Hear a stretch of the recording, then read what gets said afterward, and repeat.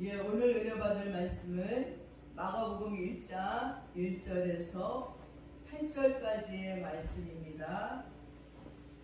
신약 53쪽입니다. 찾으셨는 줄 알고 제가 봉독해 올리겠습니다.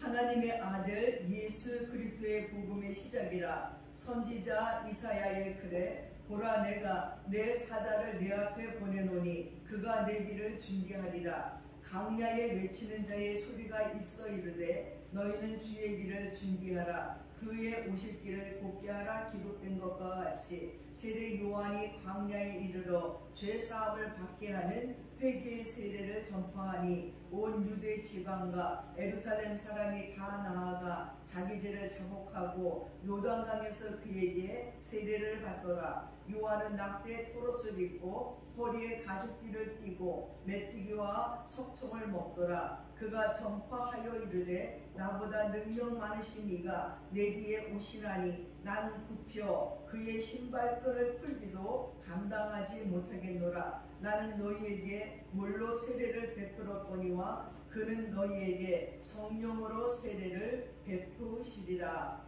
아멘. 오늘 말씀의 제목은 생명을 걸어도 좋은 일이라는 것입니다. 나는 소리요 강야에서 외치는 소리요 주의 길을 예비하라고 외치는 소리요. 누구를 향한 노래일까요? 세례 요한을 향한 복음송가인데 저는 이 복음송가가 참 좋더라고요. 이 땅에 태어나서 주의 길을 예비하는 사명으로 살다가 동생 아내와 결혼한 헤롯 왕의 생일날 악녀 살로메의 춤값으로 목이 베어져서 쟁반에 받쳐져서 살로메의 춤값으로 사라진 세례 요한은 태어나서 죽기까지 사명으로 살다가 갔습니다. 마태복음 11장 7절과 14절에 봐도 우리 주님께서 말씀하시기를 여자가 낳은 자 중에 세례 요한보다 큰 이가 없도다 했습니다. 이렇게 말씀할 정도로 완벽한 사명자로 살다가 죽었습니다. 그리고 그는 다시 태어난 엘리야와 같다고도 말했습니다. 사랑하는 여러분, 소명이 있는 자들은 행복한 사람이라는 거예요. 세상에서 가장 행복한 사람은 죽을 만큼 사랑하는 사람이 있는 사람입니다. 사랑 때문에 죽어도 좋으니 살아있다는 것만으로 그는 행복하지 않겠는지요. 죽을 만큼 사랑하는 사람이 있는 사람만큼 행복한 사람이 또 어디 있습니까? 그것은 죽을 만큼 사랑하는 일이 있는 사람이라는 거예요. 우리는 그것을 소명이라고 합니다. 소명이 있는 사람은 행복한 사람입니다. 세례 요한은 생명을 걸어도 좋을 만큼 행복한 일이 있었습니다. 주님의 길을 예비하라는 그 사명에 있어서 행복했습니다. 주님을 기다리는 그는 비록 광야에서 약대 트롯을 입고 역정과 메뚜기로 살아도 행복했다는 것입니다. 세례 요한이 태어난 자체가 바로 예수 그리스도가 오시는 길을 예비하기 위해서 태어났던 그의 인생이었습니다. 겨우 예수님보다 6개월 먼저 태어났습니다. 6개월 먼저 태어난 그의 전 삶은 집에서 편하게 먹고 자는 삶이 아니라 광야로 나아가서, 여러분 광야가 얼마나 삭막한지 몰라요. 낮에는 너무너무 더운데 피할 곳이 아무 데도 없어요. 나무 한 그루가 없는 곳이에요. 그냥 척척 광야예요. 그냥 사막이고 광야인 그곳에서 주님의 길을 예비했습니다. 밤에는 또 얼마나 추운지 몰라요. 밤에는 무슨 갑자기 살을 에이는 추위 같아요. 그래서 그렇게 사막에서 사는 사람들을 보니까 늘상 담요를 뒤집어 쓰고 다니더라고요. 근데 이 담요가 유행해요. 햇빛이 비쳐서 이렇게 비치고 그늘이 지면 시원하고, 밤에는 또 추워서 바람이 불면 덮고 자고. 그러니까 늘상 사막에 있는 자들은 담요 하나씩을 걸치고 다니는 것을 볼 수가 있습니다. 그렇게 생명을 걸어도 좋은 일이 우리는 무엇이 있을까요? 세례 요한은 복음을 증거하는 사명이었습니다. 세례 요한은 그것에 생명을 걸었습니다. 하나님의 말씀을 하나님의 자녀들에게 전하는 이 사명이 바로 우리가 생명을 걸어도 좋을 만한 유일한 일이라는 것입니다. 요즘 TV 프로그램에 낭만닥터 김사부라는 드라마가 있습니다. 몇 년 전에도 3년 전에도 그 드라마를 해갖고 많은 인기를 끌었습니다. 그리고 많은 기도를 줬어요. 저는 그 드라마를 보면서 야, 복음 같으다. 저기 예수 그리스도만 없지 예수님의 그런 모습들을 너무너무 많이 담아놨습니다.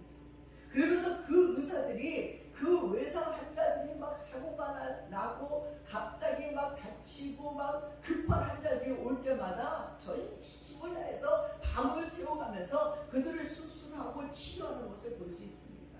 그러면서 그들이 하는 얘기가 뭐냐면 우리는 의사다. 죽어가는 환자들이 그들에게 왔을 때 우리는 지혜 부활을 막론하고 돈이 있든지 없든지 죄인이든지 선인이든지 무조건 편견 없이 살리고 본다는 것입니다.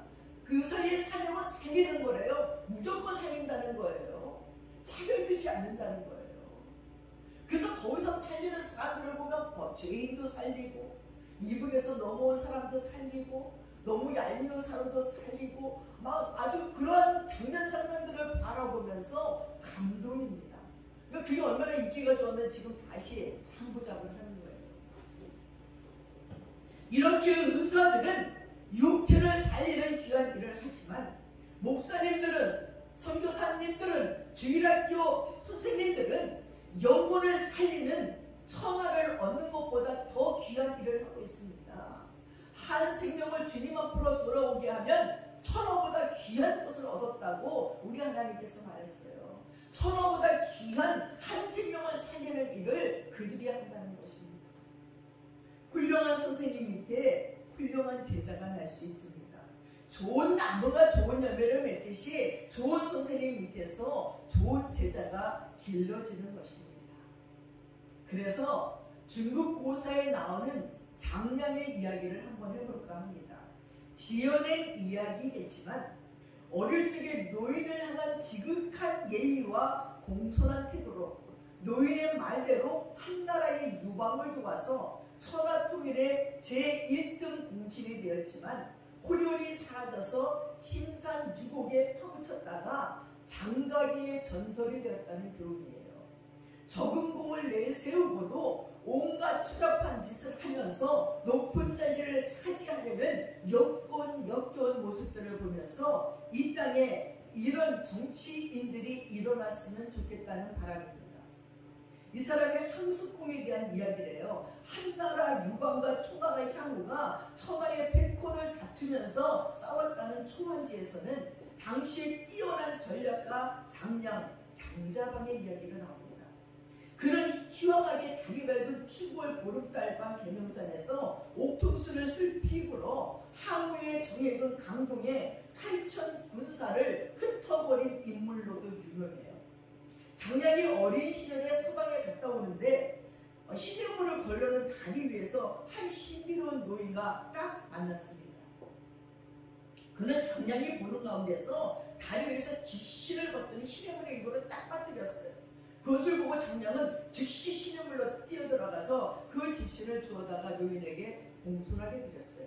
그랬더니 이 노인이 또 그 집신을 확 시냇물에 버리는 거예요. 장량이 또 들어가서 그 집신을 주워다가 공손하게 드렸더니 또 들어서 확 던지는 거예요. 근데도 장량이 아무 말도 없이 또 시냇가에 들어가서 집신을 주워다가 노인에게 공손하게 드렸습니다. 그랬더니 이번에는 이 노인이 하는 말씀이 그놈 쓸만하군 하더니 장량에게 내일 아침에 뒷산 느티나무 아래로 와라. 내가 너에게 줄 것이 있다고 하더니 어디론가 사라졌어요. 그래서 장량이 어른을 만났는데 어른보다 늦게 가면 안 되지, 예의가 아니지 하는 생각에 새벽에 느티나무 아래에 갔는데 그 노인이 벌써 와 있는 거예요. 그러면서 소리를 부르 지르면서 이나 어른을 만나는데 어른보다 늦게 오면 되나 보통을 치고는 내일 아침에 다시 와 그러고 사라져버렸어요.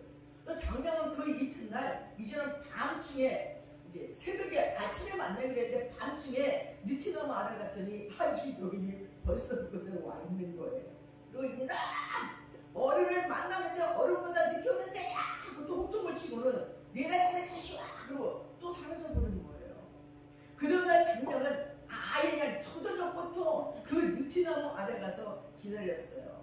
그러자 몇 시간 뒤에 그 노인이 나타나서 오늘은 일찍 왔군 하더니 장량에게 한 권의 책을 주면서 말했습니다. 이 책은 내가 일평생 동안 연구하여서 지구 평천화에 대해서 쓴 책이다. 이 책을 열심히 읽어서 훌륭한 인물을 잘 볼필하여서 그가 천하 통일을 하도록 도와주어라. 그리고 그를 황제로 만든 후에 권력을 차지할 생각을 하지 말고 호련히 사라지거라. 만약 내가 권력을 차지하게 하다가는 큰 화를 입게 된다. 나는 여태까지 이 책을 줄 사람을 찾지 못했는데 이제야 책임자를 찾을 수 있어서 마음이 놓인다. 내가 천하 통일을 한 후에 신상 궁곡으로 응거한 후에 너의 집터를 한번 보아라. 그것에 누런 바위가 하나 있을 것이다. 그것이 바로 나다 라고 말한 후 그 노인은 어디론가 사라졌습니다. 장량은 그 노인이 사라진 쪽을 향해서 큰 절을 수십 번씩 했습니다. 그 노인의 이름은 아무도 모르지만 누런 돌이라고 하였기에 후세인들은 그를 황석봉이라고 부릅니다.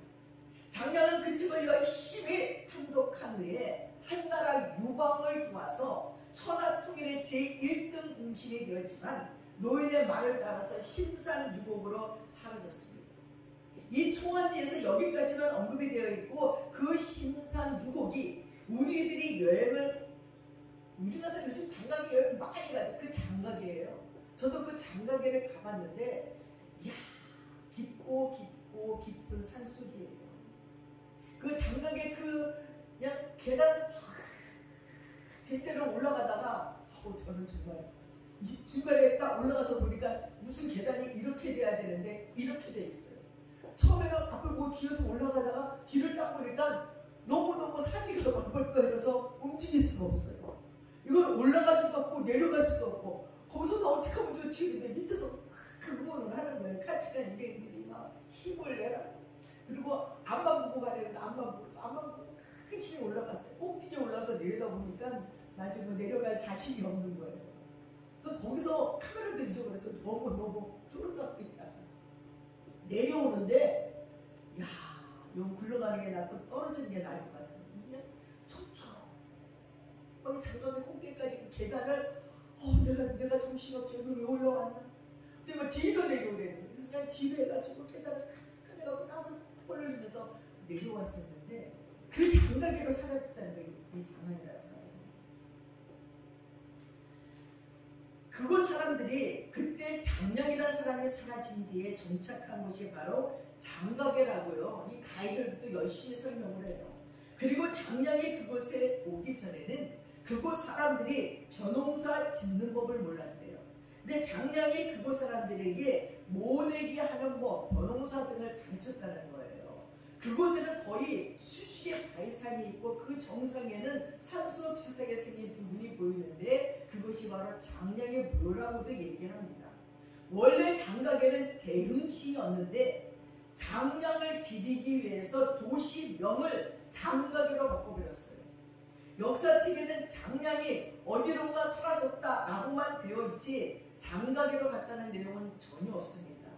또한 천지 끝까지는 바위 절벽 위에 장량의 산소를 만들었다는 것은 전혀 신빙성이 없어요. 지금 같으면 헬리콥터가 시신을 운반할 수 있겠지만 BC 200년경에 헬리콥터가 있을 리도 만무하고 장량이 장가게에 가서 살았다는 사실, 깎아지른 바위 산 꼭대기에 장량의 묘를 만들었다는 것은 그곳 사람들이 관광객을 유지하기 위해 만들어낸 이야기일 가능성이 많다고 생각합니다. 그러나 하여튼 장량이 응거한 후에 트라프를 보니까 누런 바위가 하나 있더라는 거예요. 그래서 장녀는 그 바위를 자기의 스승이라 생각하고 눈물을 흘리면서 매우 맨날 날마다 절을 했다는 이야기가 전해집니다.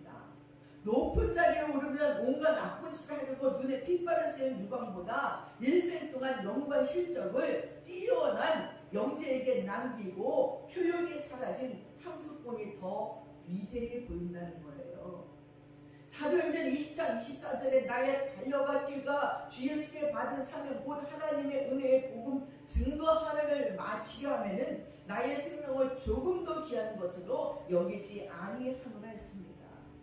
이렇게 사명이란 말은 보낸 자로서의 받은 명령, 부탁하는 일을 말합니다.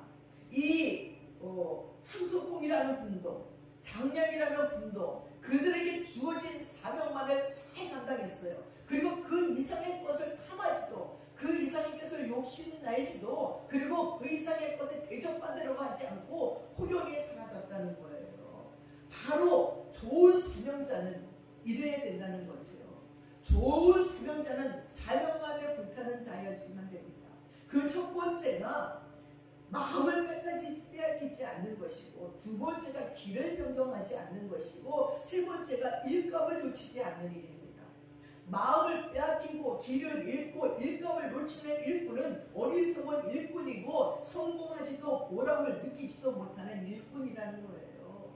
여러분, 의사가 일감을 놓치면 환자는 죽어요.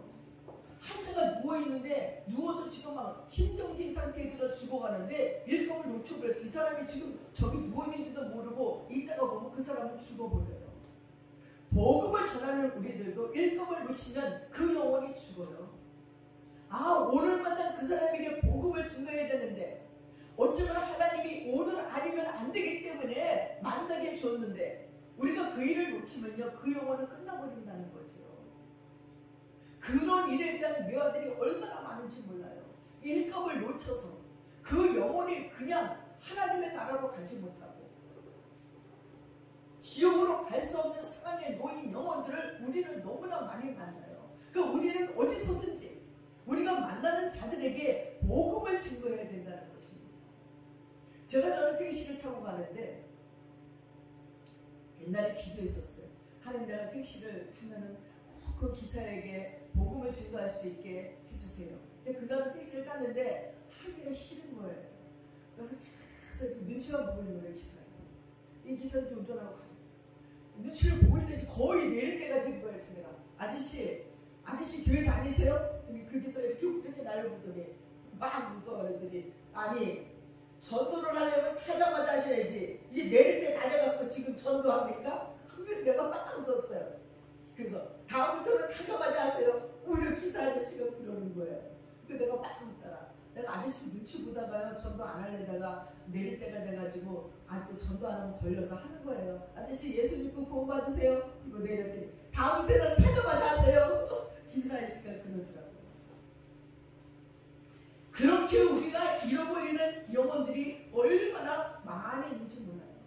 마음을 빼앗기고 길을 잃고 일감을 놓치는 일꾼은 어리석은 일꾼이고 성공하지도 보람도 느끼지 못하는 일꾼이라는 거예요. 바울은 사도행전 20장 24절에서 말하기를 자기는 아무리 핍박과 환난이 자기를 기다리고 있을지라도 주께서부터 받은 사명 곧 복음 증거하는 일을 다하려 하면은 자기 생명을 조금도 귀히 여기지 않는다고 말했습니다. 꼭 바울 사도는 이 사명을 위해서 생명을 걸어도 좋다는 거였습니다. 그는 정말 죽도록 충성했습니다. 사명감에 불이 타서 그냥 가만히 있을 수가 없어서 매를 맞으면서도 모욕을 당하고 망신을 당하고 결혼도 못하고 몸은 병들었어도 길을 변경하지 않았고 일감을 놓치지 않았습니다. 그는 이 사명이 있어서 행복했고 그 사명에 목이 잘리는 참수형을 당하였어도 그는 죽도록 충성할 수 있음에 행복했을 것입니다. 로마의 바울교회에 가보면 그 참수 다면은 장면들을 교회 성전 들어가는 입구 앞에 대리석으로 이렇게 그냥 세 개를 놓고 하나는 목이 올려져 있는 거, 목이 잘린 거, 하나는 목이 댕구름 떨어진 거, 이걸 갖다 조각해 놓은 것을 볼 수가 있습니다. 사랑하는 여러분, 그는 갇혀있던 지하 감옥이 여전히 보존되어 있으면서 바울이 어떻게 충성했는지를 우리에게 말해주고 있습니다. 계시록 2장 10절에 죽도록 충성하라. 생명의 면류관을 주리라. 충성은 죽도록 하는 것이 충성이라는 거예요. 저나 여러분이나 죽도록 충성하지 않아서 아직도 생명이 보존되어 있는 것 같습니다. 그러나 우리가 하는 모든 일들은 죽도록 충성하지 않으면 되는 일이 없습니다. 대충대충해서 되는 일은 아무것도 없습니다. 바울처럼 세례 요한처럼 그리고 예수님의 제자들처럼 죽도록 충성했다면 다 죽어야 되는데 아직도 우리가 살아있는 걸 보니까 죽도록 충성 안 한 것이 분명합니다. 그러나 그런 뜻이 아니라 우리에게 어떤 일이 맡겨졌을 적에 그 일을 완벽하게 준비하라는 거예요. 원어 그대로 말하면 두 번 일하게 하지 말라는 것입니다. 이번에 이스라엘을 선교순례 하면서 저녁이 되면 이제 집에 와서 식사를 합니다. 왜냐면 너무너무 물가가 비싼 거예요. 아니 이렇게 가운데 이렇게 잘라갖고 그 안에다 이제 뭐 야채 같은 거 넣어서 먹는 빵 하나가 35,000원이에요. 35,000원. 우리나라 돈으로 빵 하나. 그러니까 셋이서 그거를 먹고 나면 아니 그거 하나하나 3개 빵 3개 먹었는데 10만 원을 넘게 내고 나오면 얼마나 배가 아픈지 몰라요. 맛이 때문에 또 괜찮은데 말도 안 돼 말도 안 돼 빵 하나를 이렇게 먹어요. 그것도 뭐 좋은 레스토랑도 아니고 시장바닥 길거리에 막 이렇게 이제 대충 앉아서 먹는데도 그렇게 비싼 거예요. 시설이 좋은 것도 아니고 뭐 무슨 더 이상 뭐 좋은 것도 있는 것도 아닌데 먹고 나면 무슨 이렇게 비싼 거야. 터무니없이 비싸다. 그런 마음이 들어서 저녁에 와서 식사를 합니다. 근데 제가 또 욕심이 있어가지고 거기 이제 머무는 곳에 이제 있는 선교사님이 목사님 오늘 뭐 먹고 싶어요? 뭐 먹고 싶어요? 막 한꺼번에 해주고 싶은 거예요. 목사님 떡볶이 먹고 싶어요. 스파게티 먹고 싶어요. 또 목사님 또 뭐 먹고 싶어요? 알았어. 그냥 떡볶이 막 하면서 스파게티를 토마토 케찹 넣고 올리브로 또 막 하면서 또 하나 뭐였더라? 오뎅을 또 하면서 그렇게 막 정신없이 하는 거예요. 정신없이 해서 예쁜 접시에 대해서 딱 나눠줘요. 그리고 네프킨하고 그리고 수저하고 딱 나눠요. 그러면 완벽한 거죠. 물김치 하나. 근데 하나가 말고 그 음식을 하나 말면요 맛도 없지만은 먹는 사람들도 기분이 안 좋거든요. 그렇게 다 충성을 하고 나니까 하루 종일 3만 불을 벌었지. 또 저녁에 와서 그렇게 했지. 밤에도 막 아이고 온몸이 막 아프면 막 끙끙끙끙 앓게 되는 거예요. 죽도록 충성하면 죽지는 않아도 아프기도 하겠더라고요. 근데 거기 선교사님들을 보니까 또 선교하는 일이 죽도록 충성하시더라고요. 한 선교사님이 저희들을 사해바다에 데리고 갔어요. 이분은 진짜 죽도록 충성하는 것 같아요. 사해바다를 그분의 차로 광야를 지나서 맞서다 갔다가 사해바다를 도착을 딱 했어요. 근데 이 사해바다를 내려가는 길도 아닌데 가는 거예요. 도로에서 자갈이 쫙 있고 저기가 사해바다인데 자갈을 그 차를 끌고 가니까 이 차가 부릉부릉 하다가 자갈속에 빠져버리는 거예요. 근데 우리들은 내리라는 거예요. 우리한테 너무 미안해. 우리가 막 걱정, 우리 내려서 안 보이는 이렇게 절벽이 안 보이는 저쪽으로 가래.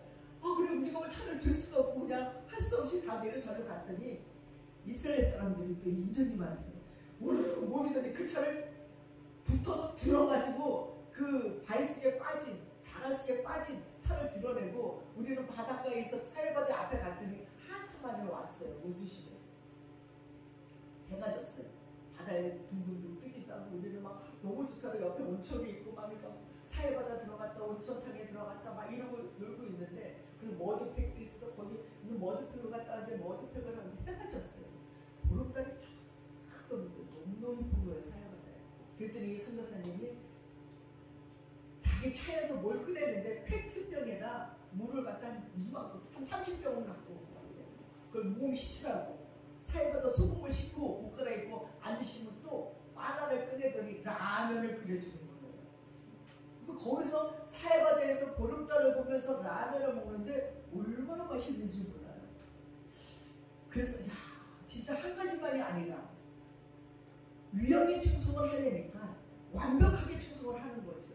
그러더니 이제 캄캄한 밤이 됐어요. 가야 되는데 길이 안 보이는 거예요. 올쪽에도 그냥 자갈밭은 막 정신없이 왔는데 길이 없는 거예요. 길이. 거기는 사해바다에 이렇게 정상으로 된 곳이 아니라 이분들이 발견한 길이어서 낮에만 이렇게 조금 차가운 길을 오면 되는데 밤이 되는 게 길이 안 보이니까 옆에 있는 사람들이 텐트 치고 거기서 밤을 새더라고요.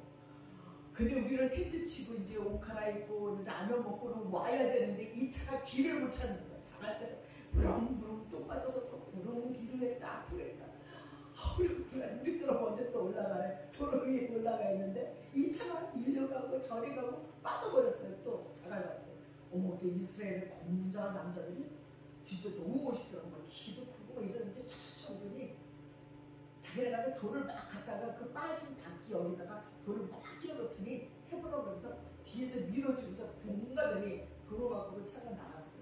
근데 이 선교사님 마음도 보니까 제가 자기들 집도를 청소하니까 누군가 나를 도우겠지. 아주 배짱이 좋은 거야. 근데 선교사님 정말 이게 뭐야 우리 불안해 죽겠다니까. 다 그렇게 돼 있어요.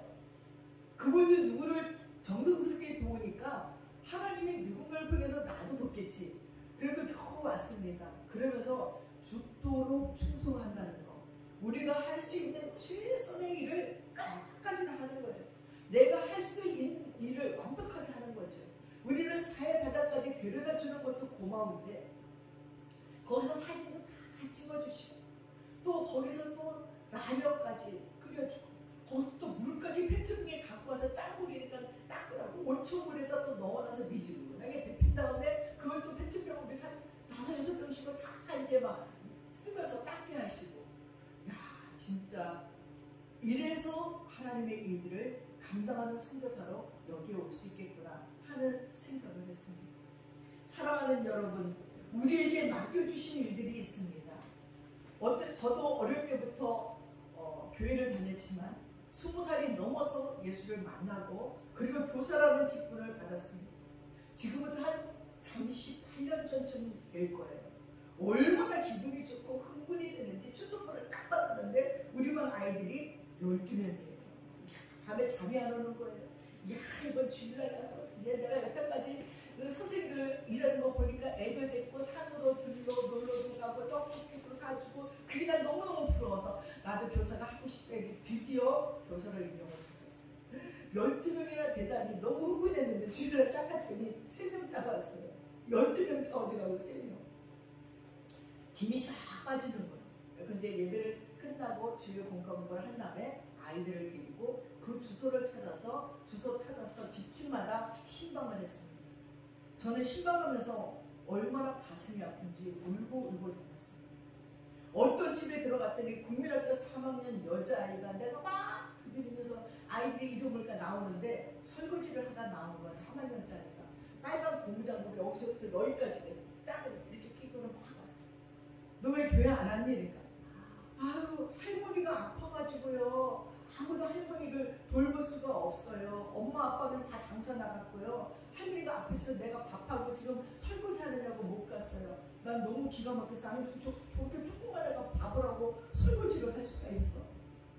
또 한 집을 찾아가니까 국민학교 3학년 여자아이가 한 아기는 먹고 한 아기는 방에서 뒹굴고 울고 한 애는 코를 질질 흘리고 있고 그 아이 목사 선생님 창피해요. 아기 봐야 돼요. 교회 가니까 얘네들을 다 쫓아와가지고요. 창피해서 교회 못 갔어요. 아직 아침도 못해 먹었어요. 아기가 자꾸 울었어요. 전 그때 속으로 야, 능력도 없으면서 왜 애들을 이렇게 많이 낳았지. 사갖고 간 초코파이로 애들을 먹이고는 그들의 거기 방 치워주고 난로불에다가 밥을 해서 애들 먹이고 그랬더니 얘네들이 선생님 고마워요. 다음 주에는 꼭 깎이세요. 다음 주에 애들이 쫓아오면 다 데리고 와. 업고 와. 교회 와. 네 선생님 그럴게요. 창피하지 않아. 다 데리고 와. 네. 저는 돌아서 울면서 왔었습니다. 또 한 집은 산 밑에 토담집에 살고 있는데 아버지는 돌아가시고 엄마는 도망가고 병든 할머니가 손녀 손자 집에 사는데 이 우리 반 3학년 여자애는 버스에서 껌을 파는 거예요. 옛날에는 버스에서 껌 파는 애들이 있어요. 버스에서 이렇게 껌을 팔아서 그 집을 먹고 사는 형편이었어요. 내가 친구들하고 갔더니 정신없이 산꼭대기로 도망가 버리고 마는 거예요. 또 한 집은 부모님은 안 믿고 할머니는 절에 다녀. 이렇게 들어 내가 정말 뭐라 해주지? 왜 가기만 해봐. 그냥 다리 뭉개기를 풀어놓는다고 소리 지르시지. 신방을 하다 보니까요. 각양각색의 사연들이 정말 나를 슬프게 했어요. 나는 그 다음 주일부터 일찍 일어나서 순서대로 집을 돌면서 아이들을 불러냈어요. 할머니가 못 가게 하는 아이는 일찍 일어나서 준비하고 있다가 이름을 부르고 답을 끼워서 걔는 나오고, 어떤 집은 내가 들어가서 막 끼워서 애기 막 세수를 시키고 막 옷가래 입혀갖고 나오고, 어떤 집은 부모님께 사정사정해서 데려오고, 점점 이렇게 모아진 아이들이 친구네 집 앞에서 누구야 교회가 합창을 하면 안 올 수가 없어요. 친구들이 저기 다 있는데 어떻게 지가 안 와. 그럼 팍 뛰어나와요. 그래서 공과를 끝내고 열심히 울면서 함께 기도드려주고, 집에 모두 들어가서 점심도 해먹이고, 산에도 함께 놀러가고, 어린이 대공원도 가고, 태닝도 가고, 정말 행복했어요. 예수 믿는 게 이렇게 좋고 그 어린 친구들과 있는 것이 그렇게 행복할 수가 없었고, 나는 꽁어대장 같았어요. 나는 그들이 보고파서 일주일씩 기다리지 못했고, 온갖 이유를 대면서 퇴근하고 나면은 그들의 집을 방문해서 만났고, 그들에게 필요한 것들을 도와주려고 애썼습니다. 정말 길거리 가다가 예쁜 티셔츠만 보아도, 예쁜 운동화만 보아도, 맛있게 보이는 빵이 있어도 그들 생각이 나서 살 정도였습니다. 나는 그들이 자라서 사춘기를 겪는 것을 보았고, 그들이 자라서 결혼을 하는 것을 보았고, 그들이 또 자녀를 낳는 것을 보았고, 이제 거의 나와 함께 늙어가는 모습을 보고 있습니다. 생각했습니다. 우리에게 복음 증거하는 것보다 더 좋은 일은 없어요. 어쩌다 내가 예수를 믿어서 그 예수 그리스도의 사랑을 함께 나누고, 내가 조금 먼저 예수 믿었다고 그들에게 그 예수를 전했더니 그들의 삶과 그들의 인생이 바뀐 아이들이 얼마나 많은지 몰라요. 사랑하는 여러분, 우리는 전도자로서의 사명을 맡은 성도들입니다. 옛날 갈멜산의 엘리야 제단 같은 불이 우리의 심정에서 불이 붙어야 된다는 겁니다. 미지근해서는 아무것도 할 수 없어요. 뜨거워야지 돼요. 작은 불이라도 불씨만 있으면요 다 태울 수 있어요. 불이 붙어야 됩니다. 근데 지금 교회는, 지금 우리들의 심령은 불이 다 꺼진 것 같습니다. 좋은 사명자는 자기 자신을 먼저 가리키는 교사여야 된다는 거예요. 얼마나 무서운 세월인지 몰라요. 요즘은 초등학생 아이들도 너무너무 무서워요. 아니 무슨 초등학교 애도 자기 친구를 왕따시키고 때리고 죽이고 이런 일들이 이제 흔하게 일어나는 시대가 되었습니다. 정말 이 험악한 시대 속에 좋은 사명자, 좋은 교사, 좋은 목사가 필요합니다. 왜냐하면 이런 사명자는 어린이들의 운명을 이런 선생님들은 좌우하기 때문입니다. 좋은 교사 밑에 좋은 제자가 나와요. 아까 중국의 그 찬양 같은 사람이 나오려면 그 황석봉이라는 귀한 자가 있어야지만 나올 수 있다는 것입니다. 로마서 2장 21절에 다른 사람을 가르치는 내가 네 자신을 가르치지 아니하느냐라고 하면서 가르치는 교사 자신이 자신을 가르쳐 바른 행동으로 시범을 보여야 할 것을 강조했습니다. 그래서 입으로 가르치기보다는 행동으로 가르치는 언행일치의 교사가 되어야 됩니다. 디모데전서 4장에는 오직 말과 행실로 사랑과 믿음과 정절에 대해서 믿는 자에게 본이 되어 내가 이룰 때까지 읽는 것과 권하는 것과 가르치는 일에 참여하라고 했습니다. 먼저 교회에 있을 때의 일이에요. 주일날 오후 예배를 드리려고 하는데 남자 선생님들이 안 계신 거예요.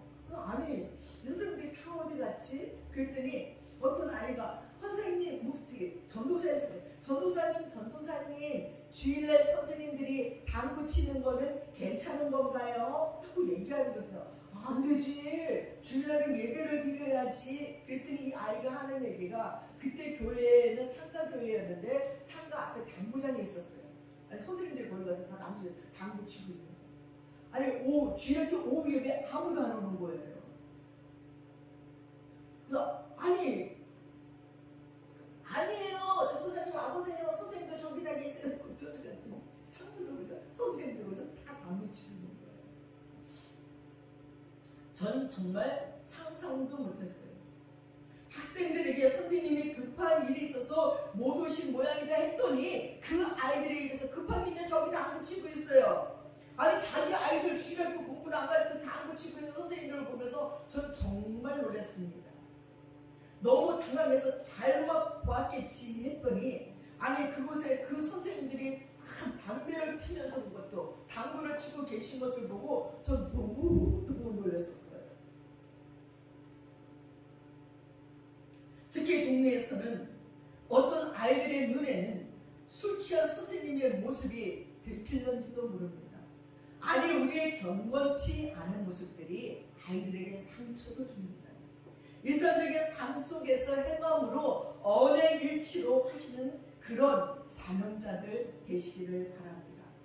예수님은 충분한 준비를 갖춘 교사였고 세례 요한은 자기의 전생을 바쳐서 예수님의 오실 길을 준비하면서도 자기 생명을 바쳐도 아깝지 않을 정도로 예수 그리스도의 오실 길을 예비했던 세례 요한이었습니다. 세례 요한뿐만이 아니었죠. 우리 예수님께서도 우리에게 구원의 역사를 주시고자 십자가에서 죽으심도 마다하지 않았습니다. 십자가에서 그 엄청난 고통을 당하시면서도 우리를 구원에 이끌며 하나님 아버지로 이끄는 그 기쁨 때문에 자신의 생명을 바쳐도 아깝지 않다고 생각했습니다. 그 사랑 때문에 우리에게 복음이 왔습니다. 또 우리의 많은 선생님들이 우리에게 복음을 증거해 주었습니다. 그 은혜에 감격하시고 감사하면서 우리가 갚을 수 있는 길은 또 우리를 통해서 많은 자들이 복음을 듣고 하나님께로 돌아오는 길만이 없습니다. 사랑하는 여러분, 하나님께서 우리에게 복음을 증거하라 하시면서 30배, 60배, 100배의 결실을 거두게 하신다고 얘기했습니다. 정말 그 아이들에게 본격 준비를 하면서 그 아이들을 가르치면서 그들의 사정을 알아가면서 그들 하나하나를 놓고 기도하면서 그들이 자라는 모습들을 보면서 지금 그들이 교회의 장로님이 됐고요. 안수집사가 됐고요. 그들이 교회 교사들이 됐어요. 그러면서 하는 얘기가 목사님 요즘 애들은 너무 말을 안 들어요. 니네도 말 안 들었는데 아이고 우리들은 잘 들은 거예요. 요즘 애들은 말할 수가 없어요. 자기네들도 말을 안 들었다는 것을 잊어버리지만 그래도 교회에 와서 복음을 듣고 났더니 그들도 동일하게 교사의 직분을 감당하면서 하는 얘기가 우리가 이만큼 된 거는 목사님이 선생님 일적에 우리에게 가르쳐준 것 때문에 우리가 이만한 거예요. 그래서 교회를 떠나지 않고 저 지금 안수집사 됐어요. 장로 됐어요. 하면서 자랑하는 그 어린 친구들이 어른된 모습을 볼 수가 있습니다. 사랑하는 여러분, 우리에게는 하나님께서 주시는 사명이 있습니다. 세례 요한에게만 생명을 걸어도 좋은 일을 준 것이 아니라 우리에게도 생명을 걸어도 좋은 복음을 전하는 일을 주셨습니다. 그래서 여러분 누구를 만나든지 어느 곳에 있든지 하나님께서 복음을 증거하라고 주시는 환경이라는 것을 기억하시고 복음을 증거하시는 저와 여러분 되시는 하나님의 사람들 되시기를 축원합니다. 기도하겠습니다. 사랑하는 아버지 하나님, 오늘 하나님께서 세례 요한에게 주셨던 사명, 그 사명을 감당하기에 생명도 아깝지 않다고 했습니다. 하나님, 그 생명도 아깝지 않게 아버지 전했던 복음을 우리도 받아들였습니다. 하나님, 그 복음 가지고 또 많은 생명들을 살리는 자들 되게 도와주시옵소서. 아버지, 유대인들이 율법만 지킨다고 하지만 어떤 유대인은 자기가 율법을 지키는 것이 사명이라고 말했습니다. 그러나 하나님께서는 그들이 율법을 그렇게 지켰기 때문에 그 율법 안에서 또 복음이 우리에게도 전해졌다고 말하고 있습니다. 하나님, 우리는 이 복음을 생명 바쳐 지키는지요? 온 가문에 온 집안에 이 복음을 전하기 위해서 아버지 읽고 듣고 가르치고 있는지요. 그런 자들이 될 수 있도록 하나님 도와주시기를 간절히 빌고 원하여 세월이 가고 나서 우리로 말미암아 이 땅에 복음이 전해지고 이 땅에 아버지 하나님의 사람들이 살아 역사에서 그리스도의 세계를 만들 수 있도록 도와주시옵소서. 감사드리며 우리 예수님의 이름 받들어 기도드렸사옵나이다. 아멘. 찬송가 323장입니다.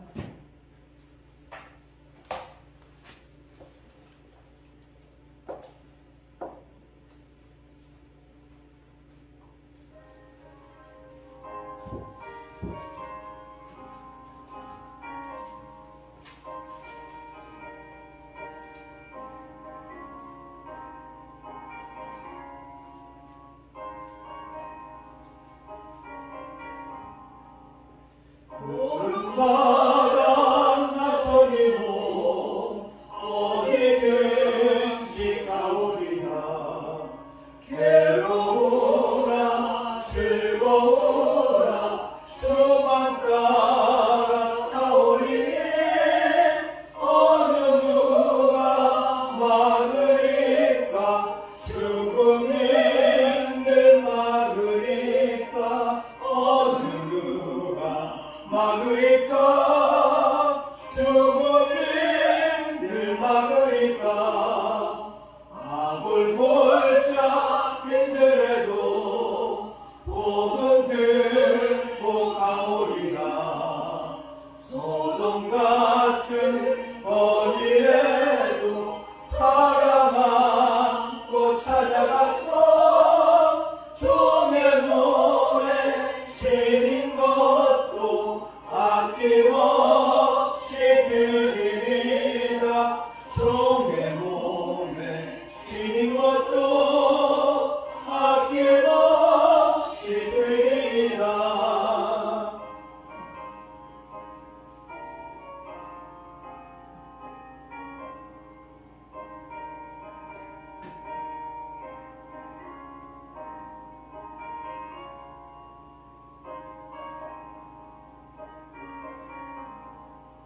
존귀 영광 모든 것을 주님 홀로 받으소서. 멸시천대 십자가를 제가 지고 가오리라. 이름 없이 빛도 없이 감사하며 섬기리라. 이름 없이 빛도 없이 감사하며 섬기리라. 아멘. 기도하겠습니다. 지금은 우리 주 예수 그리스도의 한없는 은혜와 우리 아버지 하나님의 풍성하신 사랑과 성령님의 감동감하시고 축복하시고 교통하시니 하나님의 주신 사명으로 생명을 걸고자 마음에 작정하는 믿음의 권속들 머리 위에 이제부터 영원토록 함께 하시옵기를 간절히 축원드리옵나이다.